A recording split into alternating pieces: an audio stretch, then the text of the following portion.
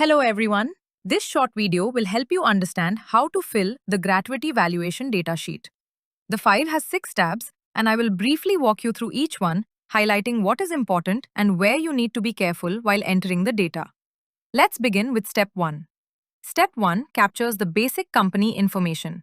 In this tab, please provide the company's name and registered address, the GST number, the coordinator's details, auditor details if available. Let's now move to Step 2. Step 2 contains the disclosure requirements and gratuity scheme details. This tab captures the valuation date, the previous valuation date, and the code implementation date. Kindly ensure the above-mentioned dates are correctly captured, as the employee data in the later tabs must correspond exactly to these dates. The applicable accounting standard, whether IND AS 19, AS 15, IAS 19, or USGAAP, whether the scheme is funded or unfunded, the retirement age as per company's policy, the benefit formula to be used, for example, 15 divided by 26 multiplied by last drawn salary multiplied by completed years of service, whether the maximum benefit ceiling of 20 lakhs is applicable, details of any past amendments if applicable. Please ensure the benefit formula and salary definition are clearly confirmed. Any change in the formula significantly impacts the valuation results. You are also required to provide actual gratuity benefits paid to employees who left during the valuation period, the assumptions to be used for salary growth rate and attrition rate. The company may analyze its past 2 to 3 years of data to determine a reasonable trend for these assumptions. Now moving to Step 3. Step 3 captures employee-level data as on the valuation date. This is the most critical tab.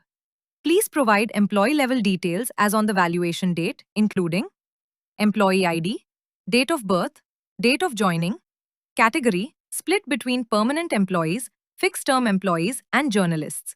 This categorization is important as calculations differ for each category. Last drawn monthly salary as per the applicable gratuity definition under the new labor laws. Important checks before submission. Dates must be in proper date format, preferably DD/MM/YYYY, or in a consistent format throughout.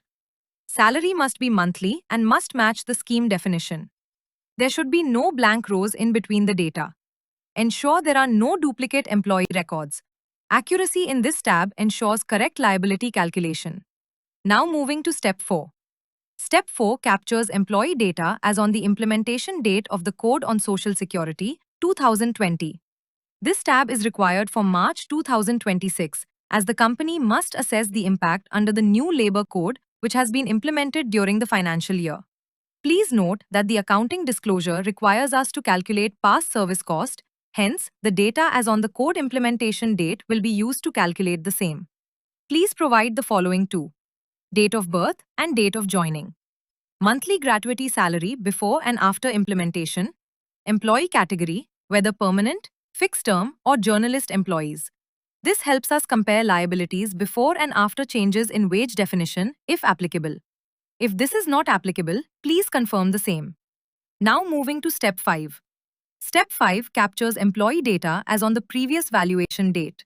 This tab helps us reconcile movement in liability, calculate experience adjustments, analyze actuarial gains or losses. Please ensure this data matches the previous valuation report shared earlier. Consistency between past and current data is very important. Finally, Tab 6 covers fund details applicable only for funded schemes.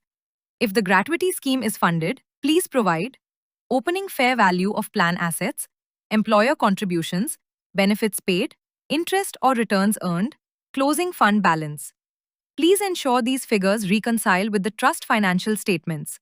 If the scheme is unfunded, you may leave this tab blank. Before sharing the file, please complete the following final checks.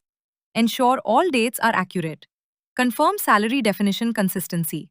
Remove any blank rows. Do not modify the column headers. Inform us of any special cases such as mergers, bulk exits, or scheme amendments.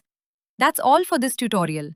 Once the sheet is completed, please share it with us along with any supporting documents. If you have any questions while filling the template, please feel free to reach out.